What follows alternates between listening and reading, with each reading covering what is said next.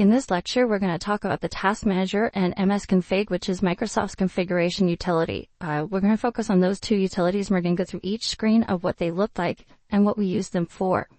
You may see on the exam, you may see simulations based on these or questions based off these, because these are ones that you as an A+ technician will use frequently, very heavily used for us. So the Task Manager, it's a utility that gives us a real-time look at the inner workings of Windows and the programs running on our computer.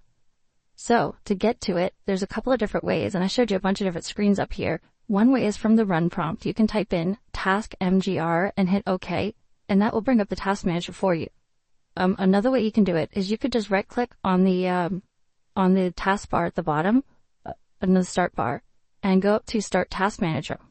Another way is click on the Start menu and type in Task MGR, and it will pop up as well. Or on the far left, you can actually hit Control-Alt-Delete on your computer, and then you can click on the Start Task Manager from there. So lots of different ways to get to it, because it is a heavily useful tool, okay? Any of those ways work, it just depends what you like best. The first thing you're going to see here on the Task Manager, I have a picture on the right, is we have 6 different tabs on the Task Manager. We're going to go through each one individually here. The first one is Applications. The application shows you all the applications that are currently running on your computer. So on this particular computer, I'm running Adobe Acrobat and Internet Explorer, and both of them are in a running state. They may be in a not responding state where the program is basically crashed and frozen. And from here, I can actually click on it and then click on the End Task at the bottom, and it will delete and it will cancel that task and close it out. So it's one way to close a program, but it won't respond to you, okay? The second thing we can do is we can go over to the Processes tab. And what Processes does is it's going to show you all the programs components that are currently running in memory. So when you think of like Adobe Acrobat, you may have something like this. Adobe Acrobat Reader 32 is the actual program behind it. But in addition to that, we have all these other programs that are running in the background of my computer. I have Internet Explorer. If I had 2 tabs open, look, I've got 2 Internet Explorers showing here. Explorer we talked about last time, that's the file system browser. So different things like that, they're going to be running for us. Here we can determine what processes are using the most memory and which ones are using the most processes. So you see the CPU column. If there's one that's using like 98 and 99, it's really sucking up your CPU. There's only 100% CPU, right? That's a percentage. Under memory, you can see which ones are the biggest, right? Right now, the one that's using the most is the Windows Explorer at 18 megabytes. 18,000 kilobytes. If you want to cancel one of these, you can click on it, and then you would hit End Process in the bottom right corner, and it would actually shut down that particular process. It is better to shut down the application than the process if you can. And the reason why is the application may have 2 or 3 processes running. And if I just cancel one process, I can close the application may crash, and the other 2 may still remain in memory. Okay? Sometimes you'll have a program crash like PowerPoint, and you're like, man, my computer's going slow. And you'll go in here to Processes, and you'll find there's like 6 other PowerPoints running in the background, even though PowerPoint is no longer up and running. And so you have to go in here and end those particular processes themselves, because the program's been ended, but the process stayed in memory. So sometimes that'll be useful for you. The third thing we're going to look at is Services. And we talked in the last lecture that services are these background programs that run in the background of the operating system. So here we're going to list our services and their status. This only shows up in Windows Vista and 7. In XP, there is no Services tab that was added in those. It's an abbreviated version of your Services component, Microsoft component that we dealt with in the last lecture. Under Services, if we click on the Services in the bottom right corner, it will actually open up the full-blown Services component for you to be able to use those. This is just a short peek, so I can see what's running and I can see what's stopped. But I can't actually start and stop things from here. So to do that, I would click on Services in the bottom corner, and it would pop up for me. So it gives me a real quick way to look at things, but I can't really change much from there. Next one we're going to look at is Performance. And under Performance, this is where you really can see how much CPU, memory, page file, and caching stats are being used. So we talked about last time, if you look at the CPU usage, you can see it over time when the CPU is pegging. If my CPU is constantly pegging high at 90 or 100, maybe it's time for me to buy a new motherboard, a new processor, right? Because I'm obviously running some programs that really need some CPU. If my memory is constantly high, maybe I need to look at getting more RAM, right? If you look down in the bottom left, you can see the physical memory. You can see the amount of cache memory and what is available and what's running. The cache is what it's using to and from the hard drive. If that becomes really, really large with this page size, we may want to get more memory because that'll end up speeding up our computer. This is really useful to determine whether or not the computer needs more memory. So it's one of the big uses that we'll use for performance.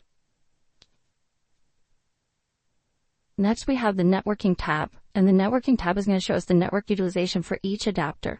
Now, most computers only have one adapter, right? But you may have a wired adapter and a wireless like this one does. We have 2 adapters.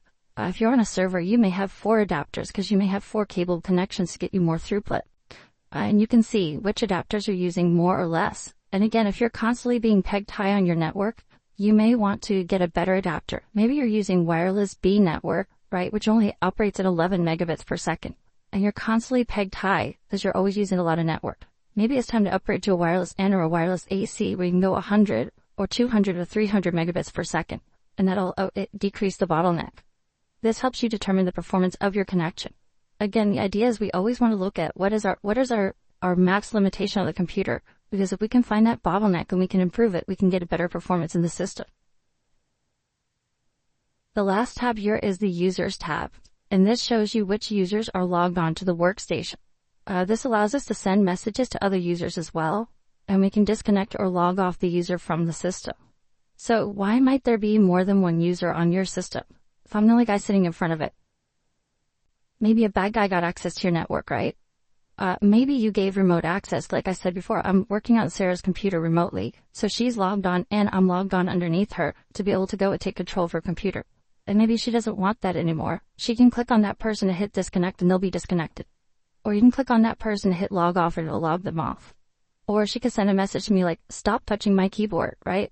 And then tell me that. So there's uses for it in a single user environment, not usually that useful. But again, if you're working on a server, right? These same things apply. There's still a task manager in servers. And so if you go on the Windows 2012 server, for instance, and you pull those users up and you have 10 users connected to you, and you're thinking, hey, I'm going to reboot the server. Maybe you want to send them a quick message. I'm going to reboot the server at 2 o'clock. Log yourself off. Save your work and log off. It's a useful way to do things, right? So the second one we're going to talk about, the second utility, is the Msconfig, which stands for Microsoft System Configuration. This utility allows a user to disable programs and services that are running at startup. So you can do that by going to the Run menu and typing in Msconfig, or from the Start menu and type Msconfig and it will pop up. In here we have 5 different tabs. The first one is the General tab, and this is going to tell us what startup is being used. Are we doing a normal startup, a diagnostic startup, or a selective startup? Most of the time you're going to be doing a normal startup. It loads all your device drivers and all your services. If you tried that and you had a crash on load, you may want to load it as a diagnostic startup where it only does the minimum basic requirements to get you online, to bring your computer up. And then you can kind of start putting things back in one at a time until you find out what the error is. Because maybe just install the video card of that driver was bad, right? So that would be a good thing for a diagnostic or a selective startup in that case. The next tab we have is the Boot tab. It allows us to configure the advanced boot options for startup. Now in this particular system, I have one hard drive and one operating system. So it's not real complicated. I'm going to boot from the C drive because it's my only hard disk with an operating system. But let's say you had a dual boot system. Maybe you're running Windows and Linux. Which one do you want to boot first, Windows or Linux? Well, if you're always using Windows but you have Linux there just for testing, we want to boot to Windows primarily, right? And so we can set that here by clicking on the one we want to set up by default. And then we can give it something like a 30-second timeout where I can make that change at the beginning. It says, which do you want to boot to? Windows. And if you don't do anything in 30 seconds, I'll boot to Windows, or arrow over and select Linux, right? And so you can do it either way that way. So that's the idea of the Boot tab. It gives you some configuration ability there. The next one we have is Services. And this is, again, those background running programs that we had before, right? And we may want to turn some of those off, okay? Because they may be malicious. You may see something like, I don't know, a simulation that has to do with this, where you have some malicious services running. How would you get there? You go to Msconfig, click on the Services tab, uncheck the ones you don't want, and then hit Apply, and they will stop and no longer be running. And that will allow you to restart the computer without those services running and then delete them. So something to keep in mind, you can enable and disable system services from here. the more stuff you have here in your services, the more memory your computer's going to be using. So you may want to go through here and delete services that you don't need. But again, you want to check and see what they are first. You don't want to just willy-nilly choose what you're going to do or not. You have to know what's good and what's bad. So again, you have to research what's in there and see what is malicious and what's not. The next one is the startup. Startup is any programs that are going to start by default. And lots of programs, when you install them, want to start up by default. For instance, Adobe Acrobat wants to start up by default. Do I need Adobe Acrobat to start up every time I turn on my computer? Probably not, right? But they want to, because by having it already preloaded, when you click on it, it loads faster. And it gives you better performance. So if you use Acrobat a lot, it's useful. Same thing with iTunes. When you install iTunes by default, it wants to install itself. So every time you turn on a computer, it loads itself into the background. Again, it's going to suck up a lot of your memory if you're not using iTunes every time. And so these are choices you have to make, right? Here we have Netgear, which is probably some wireless driver, which we may or may not need. Because again, Windows, if we have the driver already installed, we don't need the utility from Netgear on top of it. So you can get rid of these. You can disable them all or enable them all or uncheck individual ones, hit apply and hit OK. The last one we have is tools. And all tools is really a link of shortcuts, okay? So here we have the displaying the Windows version. We can change our UAC sections. We can go to the Action Center. We can go to Windows Troubleshooting, Computer Management, System Information, Event Viewer, Programs, System Properties. This is just a big long laundry list of all sorts of things that we may need to get access to when we're doing repairs on somebody's computer. So it's just one more place if you're like, I can't remember how to get to computer management. If you go into Msconfig and click on Tools, there's a link right there to computer management. So it's just one more way to get to places.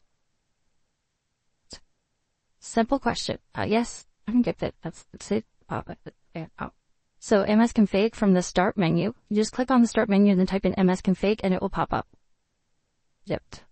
Or the other way is if you hit the Windows key R, it'll bring up a run prompt. And from there you can type in Msconfig and hit enter and it will pop up. So if you're a local administrator and you want to determine why a laptop is taking so long to boot into the operating system, which of the following tabs in Msconfig would the administrator access to best determine why it's taking so long to boot? Would that be the startup, the tools, the general, or the boot? So in this case, it's going to be the startup, okay? And the reason why it's the startup is startup remembers that it loads all those programs on boot. And if you have like, I've done this before where I've gone to a customer, like my computer takes forever to boot. And I look at their startup list and they literally have 30 or 40 programs that are loading up before it ever loads the computer. That's ridiculous, right? So I'm going to go through, I'm going to go, well, you know what? They don't need Reader. They don't need iTunes. They don't need this. They don't need that. I start taking them out and just bring it down to the bare essentials. You should have no more than probably 5 things loading at startup. Otherwise your computer's going to be really slow. Okay. That's my personal opinion and it's worked really well for my computers. The boot tab, well, they want you to grab boot from this. That's why they use the word boot in the question. The boot tab's only going to select which operating system does get booted. So if you select boot, that's saying I'm going to boot to Windows 7 or I'm going to boot to Linux first. That's usually the configuration we'll use with boot.